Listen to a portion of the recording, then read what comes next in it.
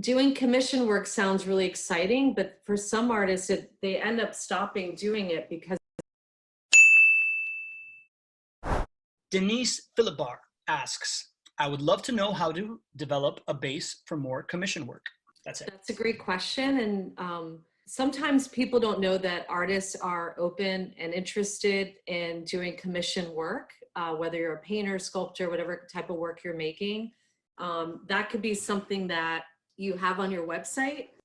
It could say, you could have a tab called commissions or commission work. You could do some type of announcement that you're accepting ideas and projects for commission work. A lot of art consultants kind of inherently know that artists might be open to creating a piece of art in a particular size or palette or medium. So I think if you're looking to do that, art consultants could be a source of getting more commission work for their projects. If you haven't done it before, I do recommend a couple things because it can be tricky depending on the situation and the type of work. And what you want to make sure is that it's a successful commission and that the client's actually happy with the piece and you don't run into something weird where they want to return it or they don't want to pay you for it and you've allocated time in the studio.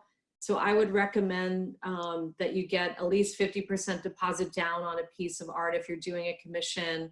And the understanding is that, at least this is how I operate with this type of work, that if the client ends up not liking the piece, that you get to keep the 50% deposit. That's thinking that you're very clear on what they want and what they're getting. And it can be a little bit tricky. So doing commission work sounds really exciting, but for some artists, they end up stopping doing it because it becomes kind of a pain in the butt and it's a little bit tricky. So you have to be really confident that the person that is buying your work or buying a particular piece really understands what they're getting and that you're comfortable with the situation. If it feels forceful, then I wouldn't recommend doing a commission. But part of it is letting people know that you're available to do that type of work.